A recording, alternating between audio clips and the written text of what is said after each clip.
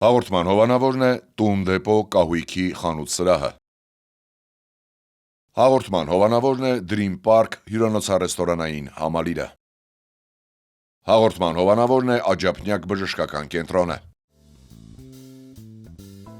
Բարև երկիր, բարի լույս սիրելի հեռուստադիտողներ, մայիսյան հրաշալի արևոտ օր է, մենք մեր ջերմ իհարկե բարեմաղթանքներով, ժպիտով եւ սիրով ողջունում ենք ձեզ եւ ասում ենք բարի առավոտ։ Այո, բարի առավոտ սիրելի հեռուստադիտող, այս կիրակի օրը եւս մենք ձեզ հետ ենք, նշանակում է դուք լինելու եք տեղեկացված եւ շնորհակալ ենք ձեր օրը մեզ հետ սկսելու համար եւ սկսենք իհարկե հիշել մեր հովանավորներին, որոնք են Տուն դեպո խանութ սրահը, Աջափնյակ բժշկական կենտրոնը եւ Dream Park հանգստի գոտին։ Եվ այն հասցեները ավանդական, որտեղով կարող եք դիտել մեզ, եթե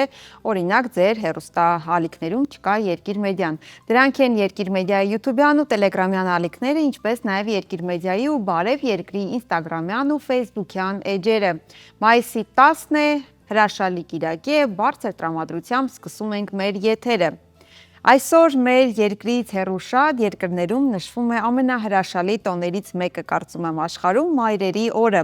Այն նշվում է ամեն տարի մայիսի 2-րդ կիրակի օրը Եվրոպայում, Հյուսիսային ու Հարավային Ամերիկայում, Աֆրիկայում, Ավստրալիայում, Չինաստանում եւ Ճապոնիայում։ Տոնը ավելի քան 100 տարեկան է, սակայն դրա ակունքները ձգվում են մինչև անտիկ Հունաստան, որտեղի բնակիչները բնության զարթոնքի առթիվ նվերներ էին ընծայում Ռեային, գերագույն աստված Զևսի մորը։ Իսկ մայրերի այս օրը սկիզբ է առել 1907 թվականին, երբ երիտասարդ ամերիկուհի Աննա Ջերվիսը հանդես է եկել մայրերին մեծարելու նախաձեռնությամբ, ի հիշատակ իր մոր, ով վաղաժամ հեռացել էր կյանքից։ Այո, Աննան նամակներ է գրել պետական հաստատություններին ու հայտնի մարդկանց, առաջարկելով տարվա մեջ 1 օր նվիրել մայրերի մեծարմանը։ Նրա ջանքերը հաջողությամբ են պսակվել եւ 1910 թվականին Վիրջինիա նահանգը ճանաչել է մոր օրը որպես պաշտոնական տոն։ Եվ 1914 թվականին ԱՄՆ-ի նախագահ Վուդրո Վիլսոնը մայիս ամսվա 2-րդ կիրակին հայտարարել է որպես ազգային տոն։ Ի դեպ, ԱՄՆ-ում եւ Ավստրալիայում գոյություն ունի ավանդույթ, ըստ որի այդ օրը հագուստի վրա կրում են մեխակ։ Սպիտակ մեխակ կրում են այն մարդիկ, որոնց մայրերն այլևս ողջ չեն ցավոք սրտի, իսկ մյուսները կրում են բազմագույն մեխակներ։ Կարծում եմ բացարձակ կապ չունի, թե աշխարհի որ անկյունում են նշում այս օրը, կարծում եմ նաև, որ կարելի է ամեն օր այս օրը նշել, որովհետև մենք շատ հաճախ մոռանում ենք մեր մայրերին ասել, որ սիրում ենք նրանց, շնորհակալություն հայտնել նրանց եւ կապ չունի, թե ինչ օր է մեր երկրում նշում են, թե ոչ, թող նաև այսօրը լինի մեզ համար տոն, որպեսզի մեկ անգամ եւս, այո, մեր մայրիկներին շնորհավորենք եւ շնորհակալություն ասենք մենք մեր մայրերին, սիրելիներին։ Այո։ Իսկ այս պահին տեղափոխվենք Նյու Յորք եւ հայլուն զգեստների եւ վառ աստղերի աշխարհում տեսնենք ինչ է կատարվում։ Նյու Յորքի մետրոպոլիտեն թանգարանում մայիսի 4-ին տեղի է ունեցել ամենամյա Met Gala բարեգործական միջոցառումը, որին համաշխարհային աստղերը սպասում են ամբողջ տարի, որպեսզի ներկայանան իրենց խելահեղ հանդերձներով։ Այս տարի նորաձևության ամենասպասված ու ազդեցիկ հավաքույթի թեման էր արվեստը նորաձևության մեջ։ Երկրի վրա բնակվող աստղերն ու նրանց դիզայներներն էլ ջանք չէին խնայել իրենց մարմիններն ու զգեստները արվեստի գլուխգործոց դարձնելու համար։ Այո, օրեր առաջ տեղի ունեցած Met Gala-ն ռեկորդային 42 միլիոն դոլար է հավաքել մետրոպոլիտեն թանգարանի կոստյումների ինստիտուտին աջակցելու համար։ Նախորդ տարի հավաքվել էր 31 միլիոն դոլար։ Այս տարի տոմսերի արժեքը եղել է $100,000, իսկ սեղանի ամրագրումը $350,000։ 1995 թվականից միջոցառումը ղեկավարում է Vogue Athens նախկին գլխավոր խմբագիր լեգենդար Աննա Վինտուրը։ Այս տարի Վինտուրը որպես համանախագահներ է ներկայացրել նաև օսկարակիր դերասան Նիկոլ Քիդմանին, երգչուհի Բիյոնսեին եւ թենիսիստուհի Վինուս Ուիլյամսին։ Բարեգործական երեկոյի ընթացքում իհարկե փայլել են բոլորը, բայց առանձնապես աչքի են ընկել Մուլեն Ռուժյան ոճով Նիկոլ Քիդմանը, գլխին ուրվական նավակ դրած եւ անծայրածիր թիկնոց հագած Մադոննան, որի թիկնոցի փեշերը պահում էր 6 մարդ, ծաղկեփունջ հիշեցնող Նաոմի Ուոտսը, Ջոն Քիթսի պոեզիան կրող Էն Հետեուը, Վեներա աստվածուհու քայլող քանդակ Հայդի Քլումը, դոլարի դիմակով Սարա Փոլսոնը, Քիմ Քարդաշյանը, իր ծիրանավ ոսկեգույն քանդակի կերտվածքով բոդիով եւ շատ սիրուն փայլուններ, չգիտի ոնց նկարագրի նրան։ Աստղեր, փայլուններ, բայց իրականում շատ հետաքրքիր էր։ Ես հավանեցի մի քանի լուք, այսպես ասած, իհարկե դրանք կրելու համար չեն առօրյա եւ ընդհանրապես, բայց որպեսզի այնտեղ լինես ներկայանալի, գուցեև ճիշտ որոշում է։ Եվ անցնելով առաջ ասենք, որ Met Gala-ին ոչ միայն հոլիվուդյան աստղերն էին հիացական հայացքների արժանանում։ Հնդկական գլամուրի երկու ներկայացուցիչ իրենց մի քանի 100 կարատանի քարերով եւ հազվագյուտ զարդերով կարողացան նույնիսկ ստվերել վերոնշյալ աստղերին։ Նրանցից մեկը հնդիկ ձեռնարկատեր եւ բարերար Սութա Ռեդինն էր։ Նրա հանդերձանքի գլխավոր առանձնահատկությունը մոտ $15 միլիոն արժողությամբ վզնոցն էր, որի կենտրոնում կար 550 կարատանոց հազվագյուտ տանզանիտ խորը մանշակագույն երանգով։ Այո,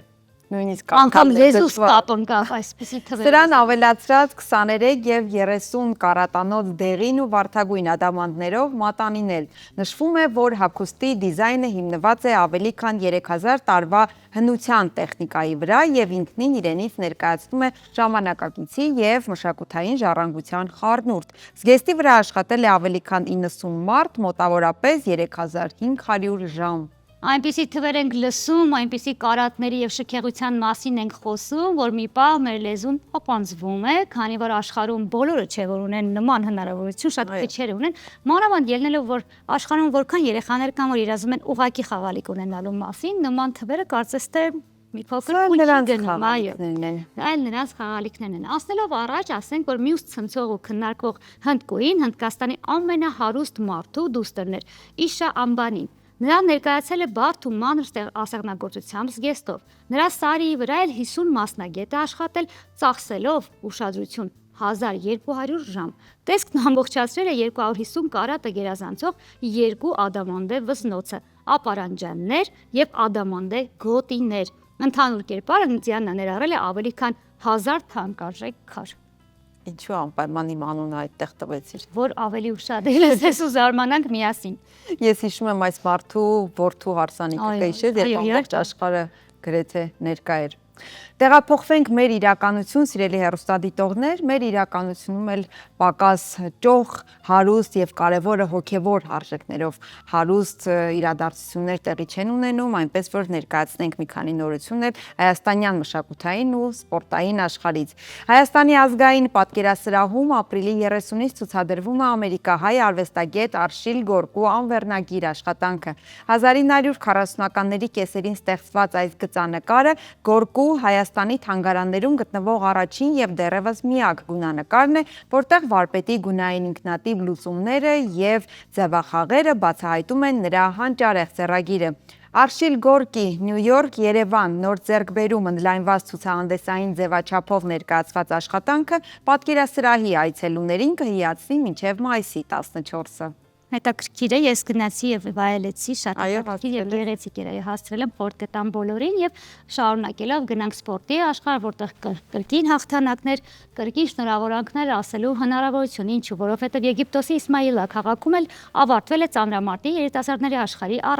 առաջնությունը։ Մեր ծանոթները ինչպես միշտ հրաշալի ելույթներ են ունեցել եւ մեր երկրի մարզական մեդալների հավաքածուն ավելացրել եւս մի քանիսով։ Իհարկե բացումը արեց ծանրորդ Աննա Ամրոյանը, երկամարտում գրանցեց 240 կիլոգրամ արդյունք եւ դարձավ աշխարհի չեմպիոն, ոսկե մեդալակիր։ Պոկուն վարժության փոքր ոսկե մեդալակիր էլ դարձել է 71 կիլոգրամ քաշային կարգում Նարե Գրիգորյանը ցույց տալով 144 կիլոգրամ արդյունք։ Իհարկե եւս մեկ անգամ շնորհավորում ենք եւ հպարտանում, ուրախանում, սպասում այլ հաղթանակների։ Եվ այս տեսահոլովակը թող բոլոր հաղթանակներին եւ հաղթողներին նվիրվի, իհարկե։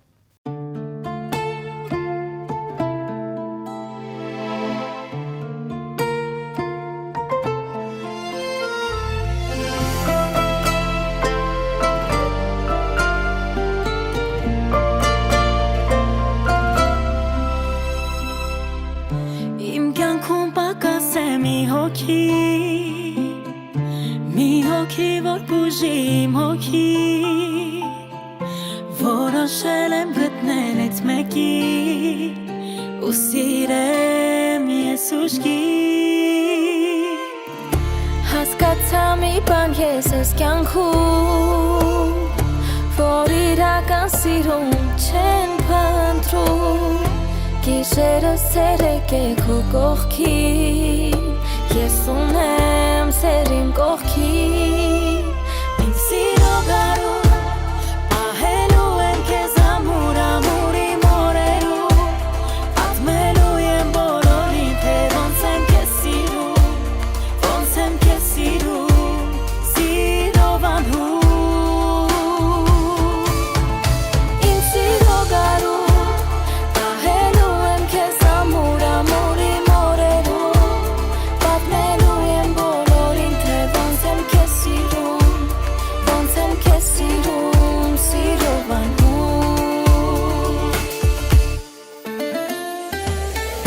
Դու եկար իմ կյանք անսպասելի Սերդ անսահման է չեմ հերքի Հայտնվել ես շատ պատահական Դարձել սեր իսկական Հենց այդ սերն է որ կապել է մեզ Իմ սիրո գարուն սիրում եմ քեզ Քեզ հետ սովորել եմ հավատալ Դու իմ սեր, իմ աշխարհ Իմ սիրո գարուն Ահելու եմ քեզ ամուր ամուրի մորերու Պատմելու եմ բոլորին թե ոնց եմ քեզ սիրում Ոնց եմ քեզ սիրում Սիրով անհուն Իմ սիրո գարուն Ահելու եմ քեզ ամուր ամուրի մորերու Պատմելու եմ բոլորին թե ոնց եմ քեզ սիրում Ոնց եմ քեզ սիրում Սիրով անհուն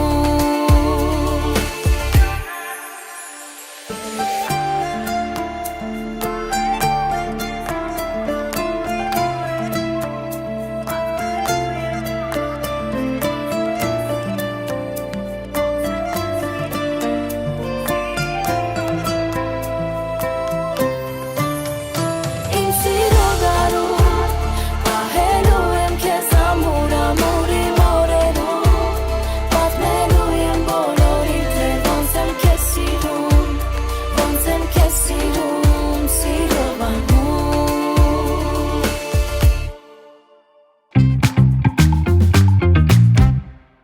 Բարի լույս սիրելի հեռուստադիտող, մեր եթերը շարունակվում է եւ կրկին տեղափոխվելու ենք թատրոնի աշխարհ, ինչու, որովհետեւ մայիսի 17-ին Ստանիսլավսկու անվան ռուսական դրամատիկական թատրոնի բեմ կբարձրանա Աղի Մայլա թատերական ներկայացումը, որը կբարձրացնի կարևոր հարց. արդյոք հնարավոր է խուսափել այն մեղքերից, որոնք մեզ պարտադրում են աշխարհը եւ միջավայրը եւ նույնիսկ մեր իսկ բնույթը։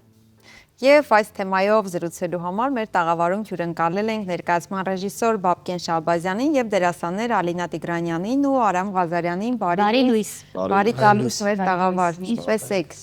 Լավ, շատ լավ։ Դուք ինչպես եք։ Լավ, Հրաշալի։ Երեք երիտասարդ, այսպես Աբյունով լի երևում է եւ այսպիսի բարդ հարցեր եք արդեն բարձրացնելու բեմի վրա, մեղքեր, որոնք պարտադրում են աշխարհը, միջավայրը, ինչ պետք է անի մարդը, բայց ինչ կանդրադառնանք շերտ առ շերտ ներկայացմանը, սկսենք վերնագրից։ Աղի Մայլա, ինչու՞։ Դա էլ է կազմում հենց այդ հարցերից մեկի ոնց որ բնութագրող բաներից մեկը, որ կարող ենք զերծ մնալ մեղքերից, մայլա բառը բոլորս էլ գիտենք, որ թուրքական բառ է, որը որ եկել է ու մտել է մեր իրականություն ու հիմա բոլորս մեր բակերում, մեր թաղամասերում ունենք բոշի մայլա, թուրքի մայլա, մայլաները այտենց մտել են մեր իրականության մեջ ու դրա հետ մեկտեղ նաև դարձել են մեր իրականությունը։ Մի ոնց որ այդ վերնագրի մեջ էլ ենք մենք հարցադրում անում։ Աղի մայլա մեր համար նորմալ է այդ մայլա բառը։ Այսինքն իսկապես նման թաղամաս կամ փողոց այս տեղանունը իրական չէ, հորինված է։ Թե կա աղի։ Այո, չէ, չկա աղի հենց, աղին հենց ներկայացման պիեսից գալով որ հեսա խոսանք, դա էլ բարձ կլինի, ինքը պիեսը աստվածաշնչյան Սոդոմ Գոմոր պատմության ուրիշ վերընթերցում է մի հատ, Վահան Վարդանյանը գրել է այս թատերախոսությունը ու դրանով հենց պիեսը կոչվում է Սոդոմ։ Իսկ Սոդոմ Գոմորը բոլորս էլ գիտենք, որ երբ որ Աստված ավերում է, այնտեղ ինչ կա, դառնում է աղ։ Ստեղից եկել է աղի մայլան էլ մեր իրականության թաղամաս։ Խառը վիճակ եմ։ Ինչ կհասկանանք արդյոք մայլափոխառությունը մեզ պետք է օգտագործել կամ այդ իրականությունը որքանով է մերը, ուզենք սկսել նրանից ձեր կուրսային աշխատանքն է, մի փոքր այդ մասին պատմեք, լավ։ Երեխաների կուրսայիններ։ Երևի սկսես ընկերան։ Սկսեմ։ Ներկայացումը շատ ռիսկային ներկայացում է, որովհետև բոլորս փորձել ենք ներկայացնել իրականում այն ինչ կատարվում է մեր կյանքում ու հասկանալ արդյոք մարդիկ երբեմն հետևում են դրանց, ուշադրություն դարձնում են, հասկանում են։ Մեզ համար շատ կարևոր է, որ մենք կարողանանք թողնենք հետք հանդիսատեսի մոտ, որ դուրս գալուց ամեն մեկը իր մեջ ինչ որ հարցերի պատասխաններ ստացած դուրս գա կամ թեկուզ գոնե ստացած դուրս չգա, բայց ինչ որ մի բան իր մեջ վերլուծի։ Հարցեր տա ինքնին։ Սկսի մտածել ինչ որ հարցերի շուրջ, ու ինքն իրեն նախ եւ առաջ սկսի բացահայտել, հասկանալ ով է, ուր է գնում ու ինչի համար է գնում։ Ներկայացման միտքը ստեղծելու Անդրանիկ Միքայելյանի հետ միասին ենք որոշել, հրավիրել ենք, որ մեզ այդ ներկայացումը բեմադրի ու միտքը, որ հենց Սոդոմ Գոմոր բեմադրենք, եկել է իրենից։ Մենք էլ արդեն ուսումնասիրել ենք հնարավորինս բոլոր թեմաները, հնարավորինս բոլոր նյութերը, որ հասկանանք կոնկրետ ինչից կարճենք ու ինչ հասցնենք հանդիսատեսին։ Արամիս, դուք կասեք ձեզ համար այս ներկայացումը ինչ կարևորություն ունի, որտեղ Ալինան փոքր պատմեց իր զգացումը։ Իհարկե, սիրով եմ ասեմ, մեր ինձ համար կոնկրետ ներկայացումը հենց ինքը ուղերձ է ամբողջ հանրության, ովքեր որ կտեսնեն ներկայացումը, թե հանդիսատեսի տեսանկյունից, թե ընդհանրապես չգիտեմ ինչ որ վիդեոներով կամ ոնց պատայի, ինչպես կտեսնեն, բայց ինքը հենց իրենով ներկայացումը ուղերձ է, որովհետև մենք մեր առօրյայում հանդիպում ենք բազմաթիվ նմանատիպ ինչ որ չակերտավոր կամ ոչ չակերտավոր մեղքերի, որոնք որ մեր առօրյայի մի մասն են դարձել, բայց մենք բնավ չենք նկատում այդ ամեն ինչը, որովհետև ինքը արդեն մեր կյանք են, դրանք մեր կյանք են մտել, բայց կարծում եմ եւ կարծում ենք մենք բոլորս, որ դրանց շատ մեծ ուշադրություն է պետք է տալ, որովհետև դրանք հենց մեր եւ մեր շրջապատող աշխարհի կյանքի որակի վրա են ազդում։ Մենք շատ, ինչպես գիտենք, ամենամեծ մեղքը դա ամենայն դեպս ինձ համար դա անտարբերությունն է։ Մեր օրերում հատկապես։ Հատկապես մեր օրերում ու հենց անտարբերությունը մեր մոտ շատ կոնկրետ դրված այդ խնդիրը, որ անտարբեր են, որ գաք ներկայացումը նայեք, հաստատ կտեսնեք, որ բեմում բոլորը մեկը մյուսի հանդեպ շատ անտարբեր են։ Ամենաառաջինը հենց իրենց անկյունում, իրենց կողքում ինչ որ մեղք է իրականացվում, ինչ որ կատարվում է ինչ որ մեղսագործություն, բայց բոլորը թքած ունեն ինչ որ, հա, նորմալ է դե արծպանացի, օքեյ կամ ինչ։ Բացի մեկից։ Հա, բացի Որը մեղքից չի դառնում, որովհետև եթե անտարբերությանը անտարբեր ես, ուրեմն իհարկե բացի մի հոգուց եւ այդ մեկ անձնավորությունը դերակատարը ես եմ։ Այդ կերպարներից կուզենամ խոսեք, որովհետև այսպես շատ абստրակտ փիլիսոփայական ներկայացում է եւ հետաքրքիր է թե կերպարներն ինչպես են ձևավորվել, իրենք հենց մարդիկ են, երևույթներ են, ինչ են, ով են։ Եվ երևի Բաբկինը պատմի, ինչպես Սոդոմից եկան Աղիմայլը, ինչպես ստացան, ինչպես դերասանները զուլվեցին այդ ամենին։ Խոսենք անհատից, հա, գանք դեպի կերպար։ Ներկայացման հենց ամենակարևորագույն ու ամենամեխային մասն է, որ մի հոգին կարող է փրկել աշխարհը։ Այսինքն մենք միշտ մտածում ենք, որ դե բոլորը էսպես են անում, դե մենք էլ ենք այդպես անում, ինչ կա, որ նորմալ է, բոլորը տես չեն անում, մենք էլ ենք անում։ Բայց այստեղ ոնց որ մենք հենց այդ ենք առաջ բերում, որ չէ, այդ մի հոգին երբ որ որոշի չանել, հենց այդ կփոխի։ Այսինքն կդառնա, որ բոլորը չեն անում, այդ մի հոգին չի անում, ու իր շուրջը ամբողջովին կփոխվի։ Իսկ կերպարների մասով ասեմ, որ երբ որ նայեք ներկայացումը, դուք կտեսնեք օրինակ Ալինան խաղում է մի քանի կերպար, բայց որ ուշադիր նայեք կհասկանաք, որ դա էլ է մի գիծ, այսինքն մի մարդու պատմություն է, հենց Ալինայի պատմությունը ինքն է պատմել, թերևս տարբեր իրավիճակներ։ Այո, իրավիճակները փոխվում են, մարդիկ փոշորերը փոխվում են, խոսալու նյութը փոխվում է, բայց այդ մարդը իր վերաբերմունքը տանում ես սկզբից ներկայացման մինչև վերջ։ Դա դեր դեբյուտային աշխատանքն է, պապի։ Իմ Ահա։ ոչ։ Ոչ։ Քանի որ Բաբկենը խոսեց հագուստից, իսկ ես վստահ եմ, մեր հեռուստադիտողը գիտի, որ թատրոնի մարդիկ գիտեն ինչպես ներկայանալ եթել, այսօրվա հագուստը պատահական չի ընդրված։ Որպեսզի նախապես վատ կոմենտներ չգրեք, խնդրեմ կերպարները բացատրեն, թե ինչու են հենց սպորտային հագուստը։ Ինչպես նշեց Բաբկենը, յուրաքանչյուր դերասան ներկայացման ամենասկզբից մինչև ամենավերջը խաղում է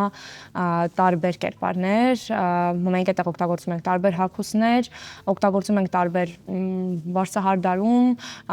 հնարավորինս կերպով փորձում ենք անգամ մեր գրիմը թարմացնելու մաքրել ըստ տվյալ տեսարանին հարմար, բայց մեր գիծը, մեր ուղերձը մնում է նույնը։ Հագուստները ընտրվել են հնարավորինս տեսարաններին հարմար ու տեսարանների կերպարներին բնորոշ հագուստներ, որոնք որ հնարավորինս խոսում են ու պատմում են իրենց մասին։ Սա որ կերպարների հագուստներ։ Դե ես մի հավելում անեմ, այսպես հագուստները մաքսիմալ մենք փորձել ենք ընտրել այնպիսի հագուստներ, որոնք որ ավելի ժամանակակից են, ավելի մերօրյա են, որ հանդիսատես առօրյա ժամանակի։ Մենք առօրյայում կրում ենք հնարավորինս մեզ հարմար, որովհետև ինքը ներկայացումը իր մեջ շատ ճշմարտություն է պարունակում, այսինքն մենք նայում ենք ներկայացում ու տեսնում ենք հենց ինքներս մեզ, տեսնում ենք մեզ շրջապատող մարդկանց ու ինքը արդեն սուտ է բերում ներկայացման մեջ, երբ որ օրինակ մենք լինենք ոչ թե մեր առօրյա հագուստներով։ Եվ ժամանակակից հագուստ։ Այո, ոչ թե ժամանակակից հագուստներով, այլ ինչ որ միջնադարյան կամ հենց նույն Սոդոմ Գոմորյան ժամանակաշրջանի ինչ որ sense լատ, ինչպես են ասում այդ կտորներով ինչ որ փակված մարդիկ լինենք, չէ՞ դա շատ արդեն կշեղեր մեզ ամեն ինչից։ Կասեք թիմում էլ ովքեր կան, մի փոքր պատմենք Անդրանիկ Միքայելյանի հետ համագործակցության մասին, Բաբկեն։ Անդրանիկ Միքայելյանը համազգային թատրոնի ռեժիսոր դերասան, շատ գործեր ունի արած թե որպես դերասան, ռեժիսորական էլ 2 գործ ունի արդեն ու փորձ ունի ինքը աշխատել ուսանողների հետ, երեխաները հրավիրել են Անդրանիկին, Անդրանիկը եկել, հետո այնտեղ ժամանակային խնդիրներ եղավ, ես ու Անդրանիկը կարելի է ասել նույն դպրոցի ներկայացուցիչներ ենք ու Անդրանիկը խնդրեց, որպեսզի ես գամ փոխարինեմ այդ ժամանակահատվածում, որ ինքը երկրում չէր լինելու, հյուրախաղերով գնալու էին Ամերիկա ու այդպես ես եկա ու արդեն դրանից հետո իմ գալուց հետո մենք սկսեցինք 2-ով աշխատել։ Դուք համառ ռեժիսորներն եք բաց։ Այո։ Իսկ դժվար չէ երկու, որքան էլ ծանոթ եք բոլորին։ Եկեք երկուսն էլ մտածում են կոնկրետ մեկ ուղղությամբ, ինձ թվում է հակառակն ավելի օգնում է ու ավելի հետաքրքիր է որ աշխատում ես 2 ռեժիսորների հետ, ովքեր ինձ թվում է Կետին են գալիս տարբեր Այդ ճանապարհներով։ դեպքում ինչու է երկրորդ ռեժիսորը միանում։ Մեկը բավարար չէ։ Ժամանակի առուտ, այո, հասկացա։ Դե զուտ դրանով, հետո որ ես էլ եկա, ոնց որ երբ որ ես եկա սկսեցի աշխատել երեխաների հետ, նախ շատ սիրեցի իրանց, հետո գործներ սիրեցի, հետո ոնց որ դարձավ իմը։ Իրականում կներեք որ ընդհատեցի թիմում շատ մարդիկ են աշխատում ու ովքեր որ միանգամից նայում են ներկայացումը ինչ որ ամեն մեկը փորձում են իրենց ինչ որ նշելու ունենան ներկայացման մեջ ու մեզ շատ են կողքից օգնում թե մեր պրոդյուսերը թե մարդիկ ովքեր որ մեր հագուստների համար են օգնել հատուկ ընտրել են թե տվյալ կերպարը կոնկրետ այդտեղ ինչ հագնի ինչ դետալ օգտագործի ինձ թվում է որ ներկայացումը տեսնեք կհասկանաք որ ամբողջական մեծ թիմի աշխատանք է այդտեղ կատարվել, որովհետև ընդամենը 1 կամ 2 հոգու աշխատանքը չէր բավականացնի, որ կարողանանք ցույց տալ հենց այն ամենը, ինչ որ այսօր ստացել ենք, չնայած որ դեռ այսօր էլ հղկելու ենք ու մի քանի օր հետո ավելի բովանդակալից արդյունք ենք պատրաստ ներկայացնելու համար որպես առաջնախաղ դե Բաբկենը արդեն բարձր պրոֆեսիոնալ է ունի առաջին ներկայացումը չի ձեր դեպքում լինելով ուսանող նախ մի փոքր պատմեք որտեղ եք սովորում եւ որ կուրսում եք եւ այլն ձեզ համար որքանով է կարեւոր նման մանրակրկիտ աշխատանք տարված ներկայացման մասնիկը դառնալ ինչպես դուք ներկայացրեցիք Ասենք մենք Սուրեն Շահվարդյանի արվեստանոցում ենք սովորում 4-րդ կուրսի ուսանողներ ենք, սա արդեն նշեցինք մեր դիպլոմային աշխատանքն է, Երևանի թատրոնի եւ կինոյի պետական ինստիտուտի ուսանողներն ենք, որպես այդպեսին պրոֆեսիոնալ բեմում հանդես գալու, սա մեր առաջին փորձը չի, բայց առաջին փորձն է նմանատիպ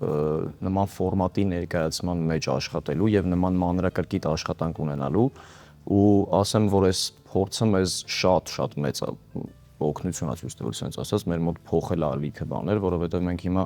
Եթե մենք նայում ենք ներկայացումներ ժամանակին թատրոններում նայում ենք ներկայացումներ, որտեղ որ կար ստանդարտ ինչ որ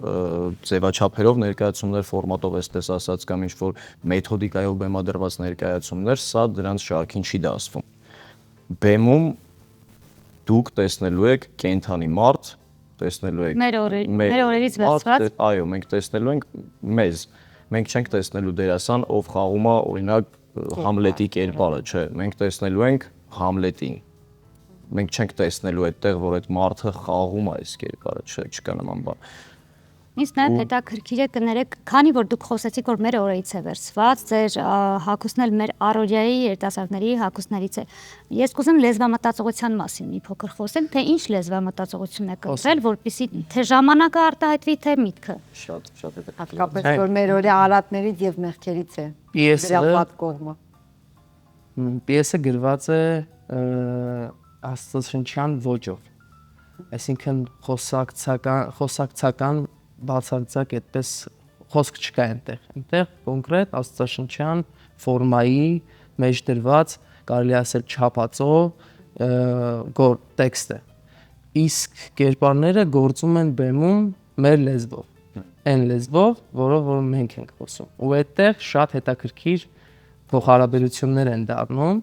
այդ լեզվով խոսացող, այսինքն ժարգոնով խոսացող քաղաքային աղմուկի մեջ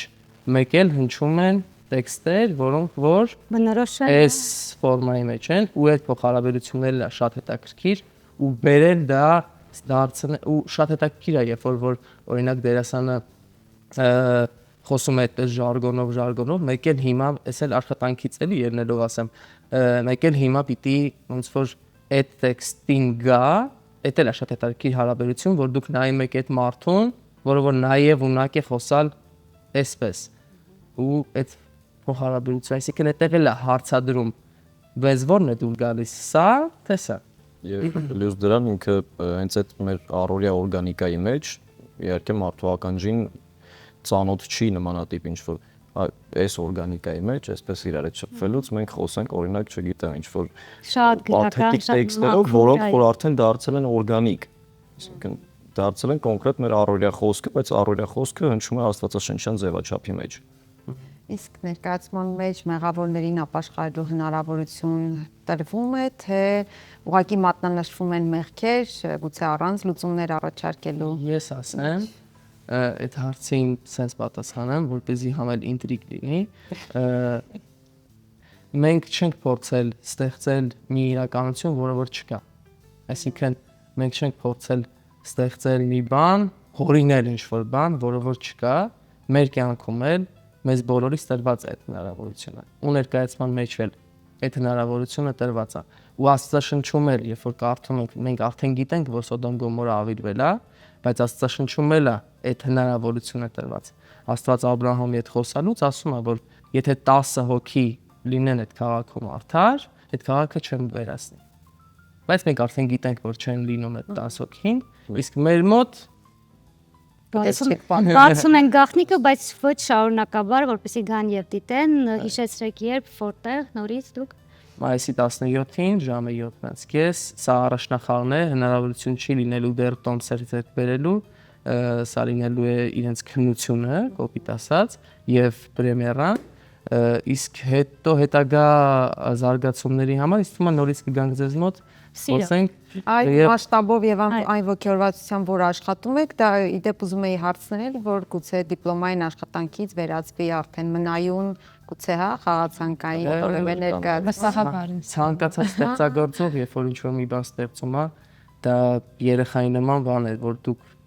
այդ 9 ամիս պահում են փորում, հետո ծնվում է, ոնց եք ուզում, որ այդ երեխան գնա կյանք ու շարունակի, նույն կերպ էլ այստեղա, այս փորձերը կարելի ասել այդ հղացման շրջանն է, որից հետո, որ երբ որ երեխան ծնվում է, ներկայացումը ծնվում է, ցանկացած ստեղծագործողի համար այդ շատ կարևոր է, որ այդ ներկայացումը կյանք ունենա։ Դե ինչ հուսով ենք որ կյանք կունենա եւ որևէ թատրոնի բեմում այն մշտական իր մասնիկը կգտնի, հա կունենա եւ եթե ավելացնելու բան չունեք բացի նրանից Ես մենակ վստահելով ասեմ ու շնորհակալություն հայտնեմ, հա, այն մարդկանցից, ովքեր որ մեզ հետ աշխատում են, հենց Բաբկենն ու Անդրանիկի գլխավորությամբ, իրենց կատարած աշխատանքը իրոք շատ մեծ է ու մենք թվով 10 ենք ներկայացման մեջ, բայց եթե իրենց այդ նվիրվածությունը ու իրենց նպատակը չլիներ, մենք չէինք ունենա այսօր ոչինչ ու մեծ իրականում շնորհակալություն է շատ շնորհակալություններ այն ասում այստեղ քիչ որովհետև շատ կարևոր է որ մենք բոլորս այդ գաղափարի շուրջ ենք աշխատել եթե ուրիշ ինչ-որ մեկը լիներ ինձ թվում է միգուցե չընկալեր, չհասկանար ինչ էինք ուզում դրա համար Անդրանիկն ու Բաբկենը ինձ թվում է շատ մեծ աշխատանք են կատարել Եվ դե լավ խաղը կարծում եմ կլինի շատ հարցերում մեզ անգամ որպես մարդեր հղկել են ու իրոք հենց դարձրել են այնպեսին որ մենք այդ օրը առավելագույնը անենք դրա համար ամենամեծ շնորհակալությունը Անդրանիկին ու Բաբկենին Մարիամին պրոդյուսերով մեզ օգնում է ցանկացած հարցով Գագիկին որ մեր հագուստն է կարողացել ապահովել Նիկիտային ում աշխատանքը որ մենք այդ օրը կտեսնենք բեմում Գործընկերներ եւս համազգային դերասաններին ովքեր որ սենց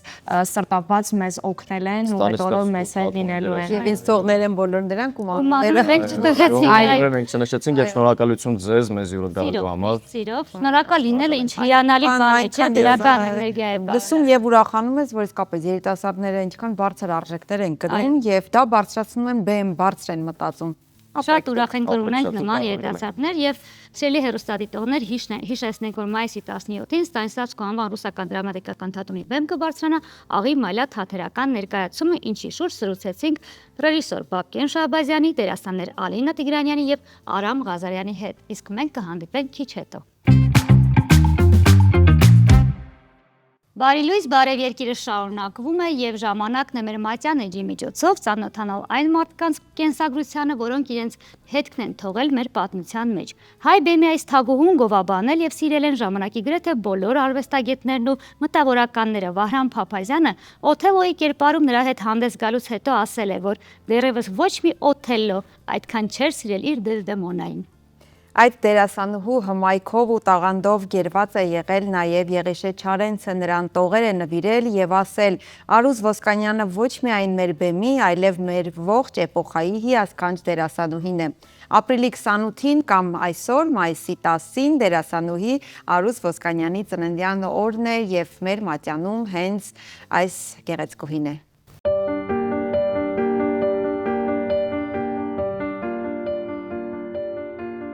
Արուս Ոսկանյանը Դարբասյան ծնվել է 1889 թվականի ապրիլի 28-ին Կոստանդնուպոլսում, հայկական ընտանիքում։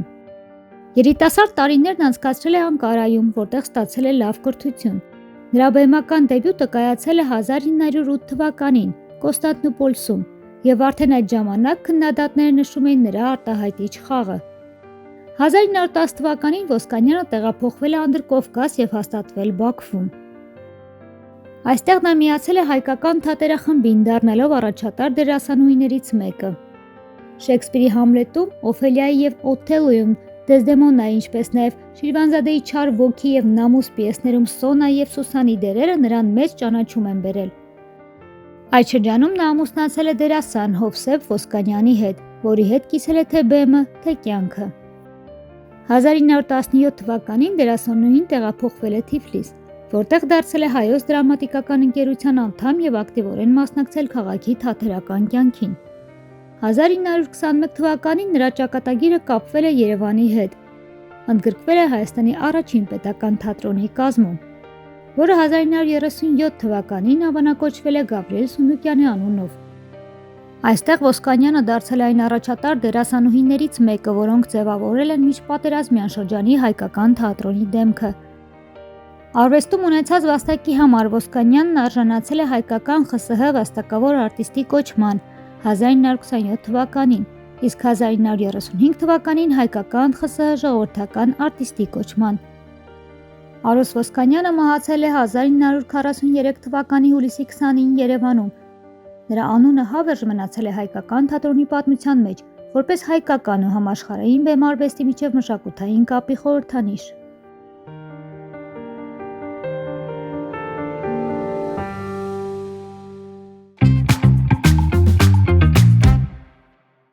Մենք վերադարձանք եւ շարունակում ենք մեր եթերը։ Մեր օրերում կարծում եմ գիտությունն ու տեխնիկան այնքան արագ են զարգանում, որ նույնիսկ եթե ամեն հաղորդմանն էլ այդ թեմայից խոսենք եւ հյուրեր հրավիրենք, ինչ որ մի բանից անպայման հետ կմնանք։ Այսօր փորձելու ենք մի փոքր այդ բացը լրացնել եւ տեսնել թե ինչ նորություններ կան առհասարակ այդ ոլորտից մեր երկրում։ Arm-Drone համայնք հասարակական կազմակերպության հիմնադրի եւ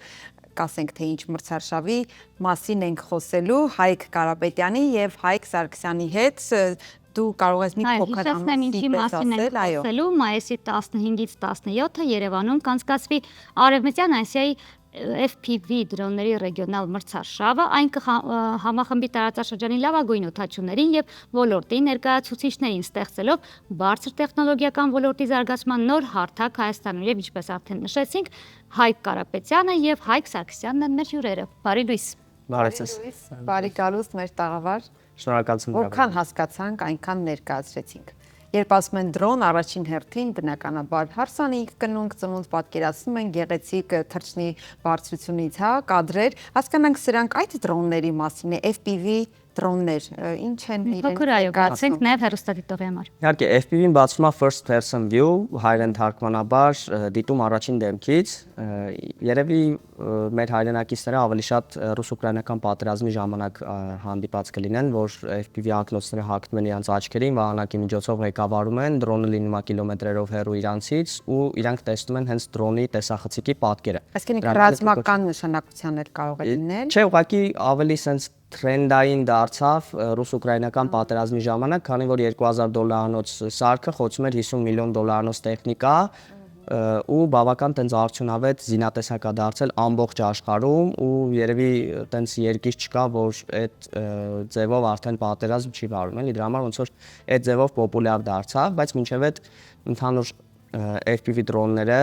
FPV drone racing տերմինը կար ու ոնց որ դա է էլի ավելի շատ բանը նպաստել, որ շատ արագ դա նաև ռազմականում կիրառվի։ Իսկ ասեք դուք որպես Arm-Drone համայնք ՀԿ-ի հիմնադիր, ինչպես այս գաղափարը առաջացավ Երևանում անցկացնել մրցաշար, ինչու հիմա։ Իրական շատ երկար պատմություն ունի, ինքս ապրիլյան պատերազմից հետո եմ սկսել դրոններով զբաղվել, այն ժամանակ ոնց որ տեսել եմ թե ոնց են կիրառում ընդհանուր կամիկաձե սարքերը, հետո հետաքրքրվեցի, մոտ շուրջ 10 տարի արդեն զբաղվում եմ սրանով։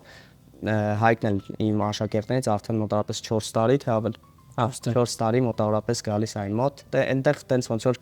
խմբակի մակարդակ էր, ես էլ իրանց հետ ոնց որ պատրաստելով, սովորելով, հետո աշխատել եմ տարբեր ռազմարտությունաբերության ընկերություններում, ոնց որ որոշել եմ այդ ուղղվածությունը վերցնեմ ու այդ ուղղվածությամբ առաջ գնամ։ Այսինքն դուք ինքներդ պատրաստում եք նաև։ Այո, ամեն ինչ անում եմ FPV դրոնների հետ կապված արդեն, այն ժամանակ ինքնաթիռանման սարքերի հետ էլ էինք աշխատում, հիմա ոնց որ ավելի շատ այդ նեւ մասնագիտականն ենք դրել ու ավելի ոնց որ պրակտիկ նշանակություն ունեցող սարքերի վրա էլ, ինչը FPV դրոններն են։ Այդ ժամանակվանից ոնց որ հետաքրքրությունը առաջացավ, սկսեցինք աշխատել ու որոշեցի, որ ոնց որ աշխարհում է լինում ընդհանուր ինքը FPV drone racing-ը միջազգային սպորտաձև է։ Հայաստանում ընդհանրապես դրա մասին տեղյակ չէին լսել, չգիտեին դա ինչ է։ Որոշեցի մրցում անցկացնեմ, մրցույթ անցկացնելու ժամանակ, այն ժամանակ ռուս ռելոկանտներն էին Հայաստանում, մոտավորապես 12 հոգանոց մրցում կազմակերպեցինք, որոնցից 8-ը ռուս ռելոկանտներ էին։ Իսկ ի՞նչ է ենթադրում մրցումը այս։ Հա, մրցույթը արգելքներ են լինում ու այդ արգելքները պետք է օպերատորները փորձեն հաղթահարեն։ Ամենաարագ հաղթահարողները ճանաչվեն հաղթող, այսինքն արագության, հա, արագության եւ ճկունության մոտավորապես կարելի է անալոգիան տանել Ֆորմուլա 1-ի հետ։ Որ երկրներից են լինելու ներկայացուցիչներ։ Դրանք անդրադառնամ, ընդհանուր ուզում եմ պատմությունը ոնց որ բանանեմ, ավարտին հասցնեմ։ Այդ ժամանակ 12 հոգանոց ոնց որ մրցույթ արեցինք փոքր, հասկացանք, որ Հայաստանում ընդհանրապես ոլորտից հասկացող մարդ չկա ու բոլորը պատկերացնում են ոնց որ FPV դրոնները որպես այսպես ասած մավիկների կամ այդ օթում հարսանիք նկարող այդ դրոնների պես էին պատկերացնում, ոչ մեկ չէր հասկանում այդ FPV-ն ինչա, սկսեցինք դասընթացներ անել ու արդեն երկրորդ տարին արեցինք այստեղ Հայաստանում մրցույթ, իմիջիալոց մենք առաջինն ենք Հայաստանում, որը որ գրանցված է որպես համայնք ու այս նմանատիպ գործունեություն է ծավալել, փորձել է մարդկանց միավորի, սովորեցնի, մի քանի հազարից ավել աշակերտներ եմ ունեցել տարբեր տարիքային խմբերից ու արդեն երկրորդ տարին մրցույթը, որ արեցինք այդ դասընթացներից հետո, մոտավորապես 80 մասնակից ունենք, որոնցից մոտավորապես 90%-ը հայ մասնակիցներ են, այդքան ոնց որ աճ գրանցեցինք մոտ տարի ու կես ժամանակահատվածում, արդեն Նրանք սովորում են պատրաստել եւ կառավարել ամեն ինչ որ մտնում է այս գործի մեջ, քանի որ ինչպես նշեցի, տարբերվում է հարսանիք նկարող դրոններից, այստեղ ամեն ինչը ոնց որ բոլոր կոմպոնենտները դու ինքդ ընտրում ես, հավաքում ես, այնտեղ կա զոդման էլեմենտներ, այդ զոդում են սովորում են ինժեներություն, պետք է հասկանան թե որ սարքավորումը կոնկրետ որի հետ պետք է միացնեն, հետո պետք է կարգավորումներ անել, հետո նոր ամենավերջում գալիս է լավ թռիչքը, այսինքն այդ ամբողջի համախմբությունը նոր բերում է, այսպես ասած, լավ մասնագետի, հմուտ օպերատորի, ով որ կկարողանա մրցարշավում իր նման այլ մասնակիցների հետ մրցի եւ հաղթի։ Հայկ, կասեք, այդ մյուս Հայկը ինչպես ընտրվեց եւ ինչպես դարձավ այդ ամենի մասնիկը, հետո կխնդրեմ Հայկ դուք էլ պատմեք ձեր զգացողությունները, ինչպես որոշեցիք միանալ այս ընտանիքին, արդեն կարելի ասել։ Դե ես 4 տարի առաջ իմացա, որ Հայկը զբաղվում է այդպիսի բաներով, ինձ շատ հետաքրքրեց, ու ես գնացի իր մոտ դասընթացների, հետո սկզբում նախ սովորում ենք փոքր դրոնների վրա, հետո արդեն սկսեցինք մեծերի վրա աշխատել, գնալով աճ էինք գրանցում։ Ես կոնկրետ հավաքում եմ հենց հիմա FPV դրոն, զոդումը, կարգավորումները, ամեն ինչը ես եմ անում ու ուզում եմ հաղթել Հայկի մրցույթում։ Իսկ հեշտ տրվեց այդ ամենը։ Ես քո դասատու չեմ։ Հեշտ տրվեց սովորելը, հեշտ էր արդյոք յուրացնելը, զոդումից միջև ամեն մանրուք ուսումնասիրելը։ Դե ինքը այդքան էլ հեշտ բան չի, բայց որ մի քիչ ժամանակ տրամադրես, շատ հեշտ կլինի։ Իսկ կիրառության մեջ Հայաստանում որևէ ոլորտում արդեն ձեր պատրաստած մեր տեղական արտադրության դրոնները կան։ Իրականում տեսեք, տեղական արտադրության, այսպես ասված, պետքա տարբեր գործարաններ լինի, որ այդ կոմպոնենտները, չէ, ընդհանուր Հայաստանում չկա նմանատիպ բան, ինչի, որովհետև էլեկտրոնիկայի մեծ մասը արտադրվում է Չինաստանում։ Օրինակ, չի արտադրվում Հայաստանում հայկական արտադրության FPV դրոնի տեսախցիկ, հայկական արտադրության շարժիչ։ Այսինքն այդ ամեն ինչ որ ասում եմ, տենց հսկայական գործարանների մասին է խոսքում, որ պետքա դա լինի, որ նոր ասես դա ոնց որ այդ երկրի արտադրանք է, էլի։ Այսինքն մենք ոնց որ եւ աշխարհում բոլորը կոմպոնենտները մեզ անհրաժեշտ վերցնում ենք եւ այդ կոմպոնենտները իրար միացնելով ստանում ենք մեր սարքը։ Հետո կարգավորումներ անում ենք, որ ինքը դառնում է արդեն մեր կոնկրետ մեզ անհրաժեշտ սարք։ Իսկ որքան այդ սարքը, այդ սարքերից կան կիրառության։ Գուցե տեղական արտադրությունը սխալ էր, բայց ձեր հավաքած, եթե կարելի այդպես ասել։ Հայկը նշեց, որ այդ սկզբունքով ենք աշխատում ու ամբողջ հենց այս ոլորտի իմաստը դրանում է, որ դու ինքդ 0-ից վերցնում ես սարքավոր կոմպոնենտները ու սարքում ես մի հատ սարք, որը հետո դու ինքդ կարգավորում ես, ինքդ ամեն ինչ անում ես, նոր վերջում թռնում ես դրան։ Ադիանը հարցն էր, թե արդյոք կիրառության մեջ, բացի մրցույթներին մասնակցելուց, էլի։ Կիրառության ոլորտները մի քանիսն են, հիմնականը ամենահայտնին երևի նկարահանումներն են, ռազմականից հետո իհարկե։ FPV դրոններով նկարահանումներն են, երրորդը սպորտային է, ինչպես նշեցի, եւ տենց կրթական ինչ-որ գործունեության մեջ, էլի ակտիվ FPV դրոնները ամբողջ աշխարհում կիրառվում են։ Իսկ պատմեք ամսի 15-ից 17-ը ինչ են տեսնելու մարդիկ, ովքեր են մասնակցելու, Հայկը ինչ դիրքավորում ունի այս պատմության մեջ։ Հա, Հայկը մասնակիցներից մեկն է, իմ խմբակի սաներից մեկն է, ով ակտիվ մարզվում է եւ փորձում է հաղթի մրցարշավում։ Մրցարշավը, ինչպես նշեցի, ռեգիոնալ է։ Ես մոտ 1 ամիս առաջ ընտրվել եմ Արևմտյան Ասիայի ռեգիոնալ ղեկավար ամբողջ միջազգային դրոնների ֆեդերացիայի կողմից ու որոշել եմ առաջին մրցույթը անել Հայաստանում։ Այդ ռեգիոնալ ֆորմատը առաջին անգամ է լինելու ամբողջ աշխարհում, մինչև այդ ոնց որ այդ ռեգիոնալ ֆորմատը գոյություն չուներ, որոշեցին այդ ընդլայնվելու աշխարհում այդ սպորտը զարգանալուց հետո ոնց որ նաև բաժանել ռեգիոնալ մրցաշավերի նոր այդ հիմնական ֆինալը տեղի ունենա Ամերիկայում։ ոնց որ զտման մեխանիզմ է, էլի, նոր ավելացել։ Հայկ իսկ մրցարշավին Հայաստանի ներկայացուցիչները միայն ձեր աշակերտներն են, թե այլ ընկերություններ Չէ, այդ ներկայացնողներ է ասեի, որ քանի որ ռեգիոնալ է մրցարշավը, մասնակիցները լինելու են տարբեր երկրներից ու քանի որ Արևմտյան Ասիայի ռեգիոնալ մրցարշավը Արևմտյան Ասիայի երկրներից։ նկատի ունեմ Հայաստանից Հայկն են միայն մասնակցելու, թե այլ ընկերություններ հայկական բաց է, տարբեր կազմակերպություններ կան, անհատներ կան, մրցույթը բաց է, ովքեր կանոնակարգին համապատասխանում են, ներկայացնում են հայտը, այդ ստուգումներից հետո արդեն այդ մարդիկ կարողանում են մասնակցել։ Շատ ավելի մանրամասների համար իսկ մեծ ձեր էջերին պետք է հետևեն, որպեսզի տեղեկացված լինեն եւ կուզեմ Հայկի նախամրցութային տրամադրություններից խոսել, արդեն մոտավորապես ծանոթ եք ում հետ եք մրցելու, ինչպես եք պատրաստվել։ Դե հիմնականում իմ կարծիքով իմ մակարդակի առումով ես մրցելու եմ այլ ազգի ներկայացուցիչների հետ, շատ լարված եմ, քանի որ իրանք դե ավելի փորձառու են, բայց կփորձեմ ամեն ինչ անել, որ հաղթեմ։ Իսկ ինչ կտա Հայկին հաղթանակը։ Իրականում հաղթանակը որպես այդպեսին ոչինչ չի տա իրեն։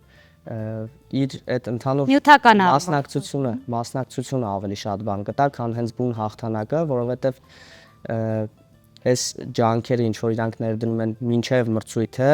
այդ ամեն ինչը ավելի կարևոր է, քան հենց այդ բուն մրցույթը, որին իրանք պատրաստվելու են, որովհետև մրցարշավի հաղթելը որպես այդպեսին շատ բան իրանց չի տալիս, իրանց պետքա կարևորը իրանց գիտելիքները ամրապնդեն, զարգանան, դրսից եկած մարդկանցից փորձեն սովորեն, որովհետև այնտեղ գալու են գործող չեմպիոններ, չգիտեմ, Ռուսաստանի չեմպիոններ, չգիտեմ, աշխարհի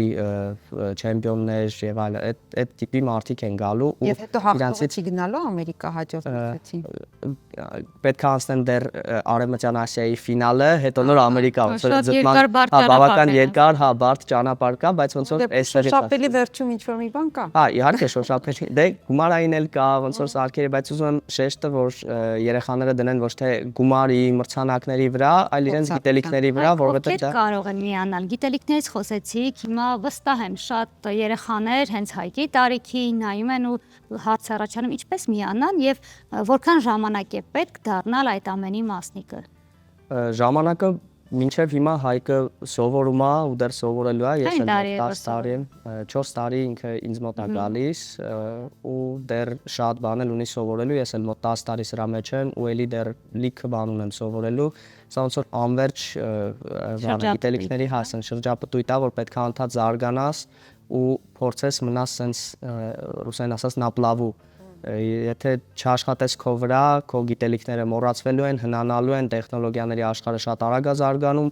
նենց որ պետքա կանգ չառնես, ոնց որ ընդհանուր բուն ռեյսինգի մեջ է, որ կանգնեցիր, ինչ որ մեկը անցնելու է քեզ, նույնն էլ ընդհանուր էս սովորելու մեջ է։ Իսկ ասեք, բացի այն, որ եթե համարենք սա մասնագիտություն, հա, ուղղվածություն, ընտրություն, ապա ինչի հետ է նա համատեղելի, այսինքն կարելի է զբաղվել դրոններով այս ոճի մեջ եւ համատեղել ինչ որ բանի հետ, օրինակ Հայկ դու ինչի հետ ես համատեղում այս մասնագիտությունը, այսպես ասած։ Ծրագրավորման հետ, որովհետև ծրագրավորումը շատ սերտ կապված է այս դրոնների հետ, որովհետև այս դրոնները մենք ծրագրավորում ենք տարբեր մեզ հարմարացնելու համար տարբեր ինչ-որ կարգավորումներ ենք անում։ Օրինակ ես էլ կավելացնեի, որ զոդումը համարյա ինժեներության մեջ բոլոր ուղղվածություններում պետք է գալիս ու դրոնների մեջ ոնց որ այդ զոդման գիտելիքները բավական կարևոր է, եթե զոդումը սխալ ես անում, հետո այդ ընդհանուր ասենք, չգիտեմ, մուլտիմետրից սխալ ես օգտվում, սարքդ ֆիզիկապես վառվում է, նմանատիպ տենց դեպքեր շատ են եղել ու Հայկի մոտ էլ է եղել ու ոնց որ այդ գիտելիքները ունենալով արդեն ինժեներության յուրաքանչյուր ոլորտի մեջ շատ հեշտ կարելի է մուտք գործել ու այդ գիտելիքները կիրառել նաև։ Շատ հետաքրքիր է, ես կարծում եմ այս ամեն ինչի միջոցով ինժեներությունը դառնում է նորից նորացել, որտեղ մեր մայրերի ժամանակահատվածում բոլոր ինժեներներ էին, բոլորը գիտեին զոդել, անգամ այո, վերային մասնագետներ։ Իսկ հիմա դարձել, բայց Հայկ եւ վերջում խնդրում եմ ասել, թե մրցարշավը արդյոք պարզապես այցելուների համար ոչ մասնագետների բաց է, ենթադրենք ոլորտի մասնագետների, բայց ոչ դրոն պատրաստող։ Մայիսի 17-ին ժամը 3-ից սպասում ենք արդեն բոլոր ցանկացողներին, յուրաքանչյուր անձ, դպրոցական, մեծ, փոքր բոլորը կարող են ներկա գտնվել մրցույթի հանդիսատեսի համար հա, մեր սոցկայքերով, Armdron community սոցիալական ցանցերով կարող են գտնել բոլոր մանրամասները ու ներկա գտնվել միջոցառմանը, տեսնել թե դրսից եկած մասնագետների որակը, թե մեր Հայաստանի մասնակիցների որակը ու փորձել արդեն երեխաներին հետաքրքրել մրցույթից հետո կունենանք արդեն դասընթացներին կարող են գրանցվել ու հաջորդ տարի ինչու՞ չէ իրենք էլ մասնակցել։ Այո, շնորհակալություն Հայկին, հաջողություն ենք մաղթում, հատկապես որ Հայաստանն է, չէ, ներկայացնում Հայկը եւ ձեզ ձեր ձեռնարկած գործում եւս հաջողություն եւ հիշեցնում, որ մայիսի 15-ից 17-ը Երևանում կանցկացվի Արևմտյան Ասիայի FPV դրոնների ռեգիոնալ մրցարշավը, ինչի առիթով մենք զրուցում ենք Armdron համայնքի ՀԿ հիմնադիր Հայկ Կարապետյանի եւ մրցարշավի հայկական թիմի անդամ Հայկ Սարգսյանի հետ եւ ում հետաքրքրին ըստ մեկը հետևեն նրանց էջերին, իմանան ոնց մասնակցել, ինչպես ուղակի գնալ եւ վայելել, իսկ մենք կհանդիպենք քիչ անց։ Բարի լույս բոլոր այն հեռուստադիտողներին, որոնք հենց նոր են արթնացել, դուք արթնացել եք եւ մեզ միացել եք այն պահին, երբ պետք է խոսենք առողջությունից եւ հետևենք երկու բժշկի զրույցին։ Առողջ երկիրն է այս պահին մեզ մոտ բժիշկ Մանուկյանի հետ եւ բժշկի հյուրը Աջափնյակ ստոմատոլոգիական կլինիկայի բժիշկ ստոմատոլոգ, իմպլանտոլոգ Արսեն Ներսեսյանն է։ Ողջույն բժիշկներ, եթերը ձերն է, խնդրեմ։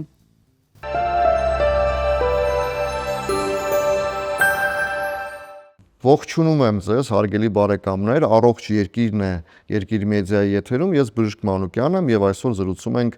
իմ համար շատ հարազատ թեմայի մասին, ատամնային իմպլանտացիա։ Բարև ձեզ։ Շատ հաճախ մեր պացիենտները հարցնում են, ինչ ռիսկեր կան ատամնային իմպլանտացիայի հետ կապված, իհարկե շատ միֆեր կան, որոնց մասին մենք ստամապետ չի, այսպես ասած, մանրամասնենք, ատամնային իմպլանտացիան իրականում բավական անվնաս եւ շատ ինվազիվ վիրահատություն է, այսինքն ատրավմատիկ եւ վերականգնում է մարդու ծամողական ֆունկցիան առաջին հերթին։ Եվ շատ կարևորում եմ դիագնոստիկան, ախտորոշումը, որը որ շատ հիմնական ֆունդամենտալ նախապայմանն է, որպեսզի կարողանանք ունենալ հաջող արդյունք։ Ինչ դիագնոստիկ մեթոդներ կան։ Դիագնոստիկ մեթոդները կարևոր են իմպլանտացիայի ժամանակ։ Ունենք ռենտգեն հետազոտություն, համակարգչային տոմոգրաֆիա, որը թույլ է տալիս նախնական պատկերացում կազմել բերանի խոռոչի եւ ոսկրային հյուսվածքի խտության եւ որակի հետ կապված, որպեսզի բուժման պլանը հիմնավորվի այդ հետազոտությունների միջոցով, նաև բերանի խոռոչի վիճակը պետք է գնահատել, որպեսզի ամեն պացիենտին յուրահատուկ բուժման պլան կազմվի։ Ես եթե կարելի է մի փոքր ինտերակտիվ անեմ, շատ է լինում, որ պացիենտները գալիս են մեզ մոտ եւ ասում են, ես ուզում եմ այստեղ ունենամ իմպլանտներ, չհաշվի առնելով, որ համակարգային պետք է հարցը լուծվի, այսինքն ամբողջ ատամնաշարի հետ կապված ինչի մասին է խոսքը, շատ է լինում, որ մենք տեղադրում ենք մի սեգմենտում իմպլանտներ, վերականգնում ենք ատամները եւ պացիենտը ամբողջ ծանրաբեռնվածությամբ ուզում է օգտագործել, ստիպված է օգտագործել այդ հատվածը, որը որ հղի է լուրջ խնդիրներով։ Խնդիրներ կառաջացնի, որտեղ գերծանրաբեռնվածություն կլինի, պացիենտը ստիպված է մի կողմն օգտագործելու, իսկ տվյալ իմպլանտները նախատեսված չեն, որ ամբողջական ծնոտի ուժը կրեն իրանց վրա։ Համար ցանկալի է ամբողջական վերականգնում արվի, որ ծամողական ճնշումը բաշխվի ամբողջ ատամնաշարի մեջ։ Իհարկե յուրաքանչյուր վիրահատության ժամանակ կան հակացություններ։ Ատամնային իմպլանտացիայում թերևս այդ հակացությունները հիմնականում հարաբերական են, մի քանի խոսք։ Հակացությունների մեջ կարան լինեն ընդհանուր օրգանիզմի որոշակի հիվանդություններ, շաքարային դիաբետի որոշ տեսակներ կարող են համարվել հակացություններ։ Հղիությունը համարվում է նաև հակացություն, այդ ժամանակահատվածում ցանկալի չէ կատարել այդ միջամտությունը։ Իսկ տարիքային որոշակի հակացություններ կան արդյոք։ Ցանկալի է, որ ավարտված լինի ծնոտի ձևավորման փուլը,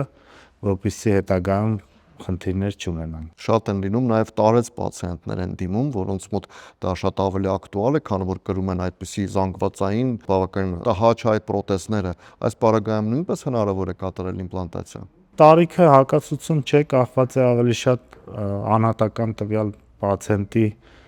թետազոտություններից, ոսկորի վիճակից, իր առողջական իրավիճակից, իսկ տարիքը ընդհանուր հակացություն չէ։ Հակացություններից է նաև վատ սովորությունները,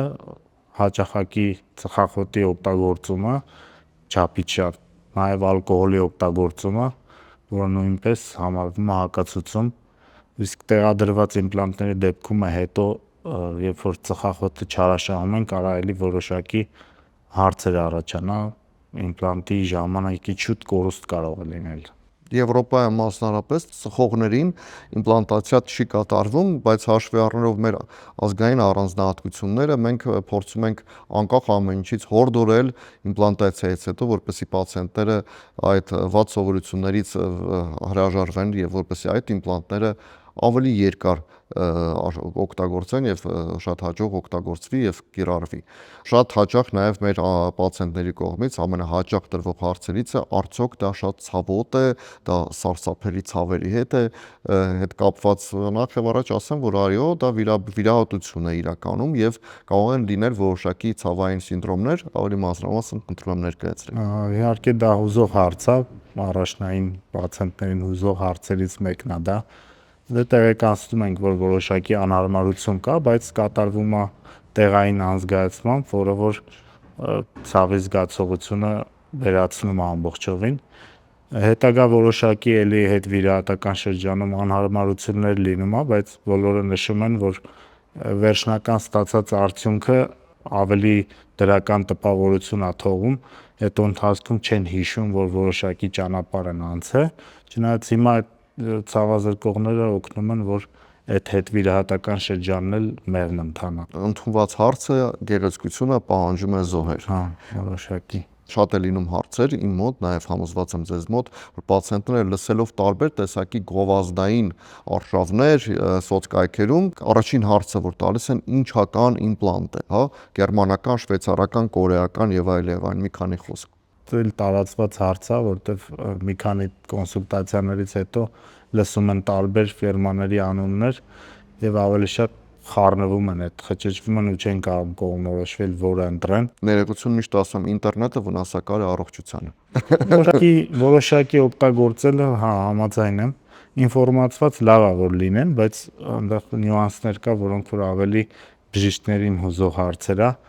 դրանք պետք է վստահեն բժիշկին ու թողեն բժիշկը որոշի։ Այդ բրենդների հետ կապված էլ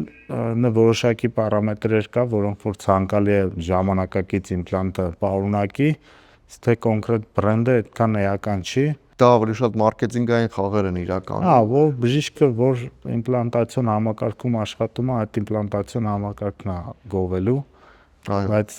ավելի մեծ կարևոր պարամետրեր կան, որոնց որ ավելի ցանկալի է ուշադրություն դարձնել։ Եվ վերջը բժիշկն է որոշում, թե որ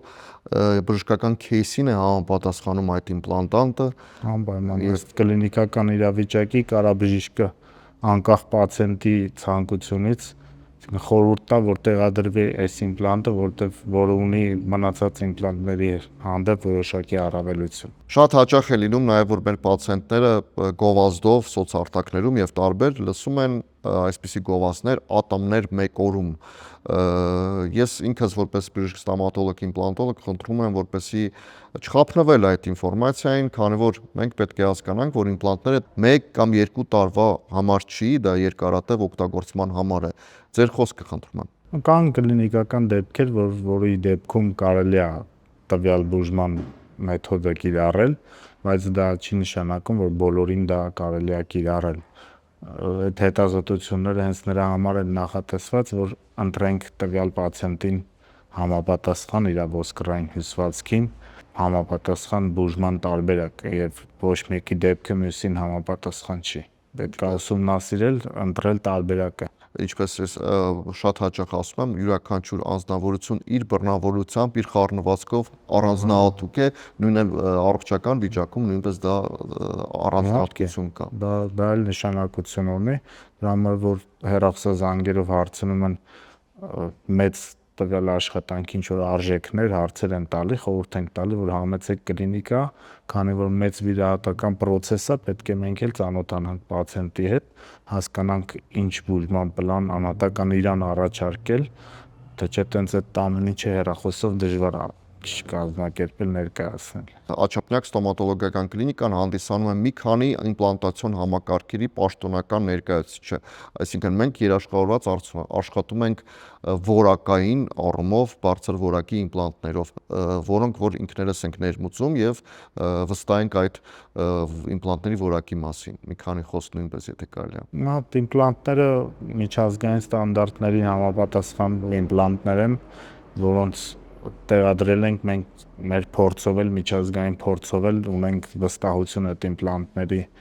հանդեպ ու որը վստահորեն առաջարկում ենք մեր բուժառուներին։ Հարգելիներս, եւս մեկ անգամ հորդորում եմ գտեք ձեր բժշկին, վստահեք ձեր բժշկին, ինքնագործունեությամբ մի զբաղվեք, քանի որ բժշկությունը, ստոմատոլոգիան, իմպլանտոլոգիան դա բավական լուրջ լաբիրինթոս է ձեզ համար, իսկ մենք բժիշկները սովորում ենք երկար, այնպես որ իմ հորդորը դա է, եղեք առողջ, կհանդիպենք։